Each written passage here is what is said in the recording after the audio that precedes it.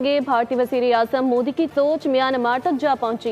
एक आजाद मुल्क की फ़िज़ाई हुदूद की खिलाफ वर्जी करते हुए बमबारी की गई। म्यांमार में भारत ने 150 ड्रोन मारे हैं और वहाँ एक तंजीम के हेडक्वार्टर पे हमला किया है और उसका एक कमांडर मारा है, जिसके बारे में भारत का मौक़िफ़ है कि वो तंजीम उनके मुल्क में दहशतगर्दी करती है। मेहरान बेस पर हमला किया, हमारे एवेक्स तबाह कर दिए, हमारे अर्ली वार्निंग सिस्टम। आप नोट करें कि हर जगह वो हमारे एवेक्स को टारगेट कर रहे हैं। खासतौर पर एवेक्स उन्होंने मेहरान पे तबाह की, फिर कामरा पे हमला किया, यहां भी उन्होंने हमारा एवेक्स तबाह किया।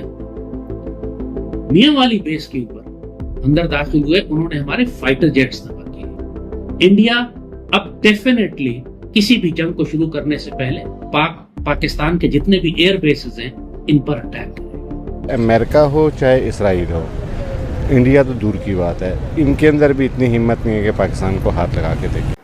नमस्कार दोस्तों, आप सभी का स्वागत है सिर्फ बात पर। दोस्तों, भारतीय वायुसेना ने हाल ही में म्यांमार के अंदर जाकर एयर स्ट्राइक्स की, जैसे कि ऑपरेशन सिंदूर में की थी। आपको बता दें, भारतीय सीमा से सटे हुए पूर्वोत्तर राज्यों में कुछ म्यांमार के आतंकवादी संगठन हिंसा फैलाने का काम किया करते थे। उन पर भारतीय वायुसेना ने एयर स्ट्राइक्स की हैं जो सफल रही हैं और वहाँ के काफ़ी कमांडर मारे गए हैं। आपको बता दें, इसी न्यूज़ को सुनकर पाकिस्तानी घबराए हुए हैं और वे सोच रहे हैं कि भारतीय कहीं भी जाने से अब डर नहीं रहे हैं और वे अपने दुश्मनों के खिलाफ सख्त से सख्त कार्रवाई कर रहे हैं। आइए देखते हैं इस पाकिस्तानी वीडियो का रिएक्शन। एक बार फिर नरेंद्र मोदी ने अपने पड़ोसी मुल्क में, वहाँ पे चूँकि असम में ज़्यादातर इस्लामिक शिदत पसंद जो इंडिया कहते हैं कि वहाँ पे मौजूद है, और पहले हसीना वाजिद के साथ मिलके जब हसीना वाजिद का इक़्तिदार था तो वहाँ पे ये ऑपरेशन करते थे बॉर्डर वगैरह पे, और म्यांमार पे पहले भी हमले कर चुके हैं, मगर ये मानते नहीं है। एक कानून बनाए रखा है, एक रास्ता छोड़ रखा है। अब इन्होंने जो हमला किया है म्यांमार पे, ULF है कि कैंपों को निशाना बनाया।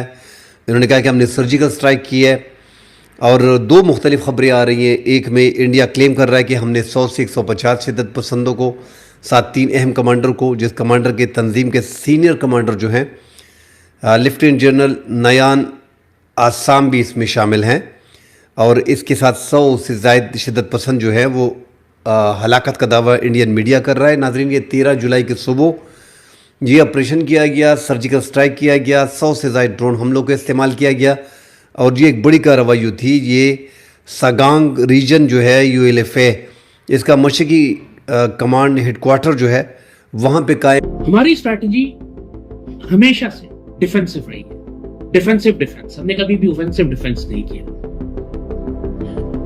इस दफा जब इंडिया ने हमारे ऊपर क्रूज मिसाइल्स फायर किए हमारे बेसिस के ऊपर, बहुत सारे मिसाइल्स को हमने सॉफ्ट किल और हार्ड किल दोनों से हमने मार के गिराया। लेकिन जब आप डिफेंसिव डिफेंस करते हैं तो हर मिसाइल नहीं रोका जा सकता। बुलारी इज एन एग्जाम्पल। एक मिसाइल गया, बुलारी पे गिरा, हमारे बहुत सारे कीमती जवान भी शहीद हुए, हमारे एसेट्स भी जख्मी हुए, डैमेज हुए। इंडिया ने TTP को भी ड्रोन्स दे दिए, वो उससे ग्रेनेड्स और बॉम्ब्स भी लॉन्च कर रहे हैं। सो आर वी प्रिपेयर्ड कि TTP अगर ड्रोन इस्तेमाल करती है हमारे एयर बेसिस के खिलाफ, जैसे यूक्रेन ने किया रशिया के खिलाफ, तो हम कैसे रिस्पॉन्ड करेंगे? और ड्रोन जैमिंग के लिए और ड्रोन वॉरफेयर के लिए पाकिस्तान, जो कि क्लोज रेंज हो, दीवार के पास से लॉन्च हुए थे यूक्रेन में, और TTP भी जाहिर है ऐसे ही करेगी। इंडिया उनको पैरामीटर ब्रीच करवा सकता है, ड्रोन्स के जरिए भेज सकता है। TTP एक मेजर एसेट होगी इंडिया के लिए आने वाले वक्तों में कि पाक फजाइया के एयर बेसिस पर हमला करे। जो एक म्यांमार के खुद मुख्तारी के ख़िलाफ़ है, और म्यांमार डेफिनेटली इस पर प्रोटेस्ट करेगा, मगर चूँकि एक छोटा मुल्क है, और आप देखें तो इंडिया के ताल्लुकात रीजन में अब म्यांमार से बिगड़ गए हैं, पाकिस्तान से बिगड़ गए हैं, चाइना के साथ बिगड़ गए, नेपाल के साथ बिगड़ गए, श्रीलंका के साथ बिगड़ गए। बड़ा फैक्टर बांग्लादेश जो उनका सबसे करीबी था, उनके साथ बिगड़ गए। भारत के लिए ख़ुद भी ठीक नहीं है कि उनके तमाम तर पड़ोस में उनके ताल्लुकात जो हैं वो ठीक नहीं है, और पाकिस्तान, बांग्लादेश और चाइना जो एक इन्होंने इत्तेहाद किया हुआ है, तो वो इंडिया के ख़िलाफ़ है। एक साइड से बांग्लादेश, एक साइड से अरुणाचल प्रदेश से जो है वो चाइना, और इधर से लाइन ऑफ कंट्रोल से और वर्किंग बाउंड्री से पाकिस्तान। तो उनके लिए बड़े ख़तरात हैं आगे जाके, और ये डेमोस्ट्रेशन जो उन्होंने एक हमला किया है म्यांमार पे, ये साबित भी अपनी बर्दरी साबित करने के चक्कर में है। ना म्यांमार की एयरफोर्स है, ना म्यांमार के पास मिसाइल है, ना म्यांमार के पास ड्रोन है। वहाँ फौज का इक़्तिदार पर कब्जा जरूर है, लेकिन वो लड़ने वाली फौज नहीं है। उनके पास कोई ऐसा जदीद असला मौजूद नहीं है कि वो कहें कि मेरा मतलब है कि वो भारत को जवाब दे सकें। इसलिए कमजोर मुल्क को ढूंढकर भारत ने उसके ऊपर 150 ड्रोन मार दिए हैं। वो अपना जो नैरेटिव है ना, वो कहते हैं कि जी जहां भी दहशतगर्द होगा हमने न्यू नॉर्मल बना दिया, हम वहां मारेंगे, जिसके तहत उन्होंने पाकिस्तान में कहा कि हमने कार्रवाई की है दहशतगर्दी के ठिकाने पे। तो अब चूंकि पाकिस्तान पर तो दोबारा कार्रवाई नहीं कर सकते, सीज फायर ट्रंप अंकल ने कराया हुआ है, टैरिफ का मसला हल नहीं हो रहा है, तो उन्होंने म्यांमार पे ये जो है ड्रोन मारे हैं, 150 ड्रोन मारे हैं और अपनी तरफ से बड़ा फतह का जश्न मनाया है कि हमने म्यांमार के ऊपर 150 ड्रोन मारे। और दूसरा जो ईरान इसराइल जंग से इंडिया सीख रहा है वो ये कि Israel had a multi layered air defence system. उनके पास आयरन डोम है, उनके पास थार्ड था, उनके पास डेविड स्लिंग थी, उनके पास पेट्रियट्स थे। ईरान ने क्या किया? ईरान ने इतने ज्यादा मिसाइल और hypersonic missile, ballistic missile fire किए कि they overwhelmed the defences of Israel.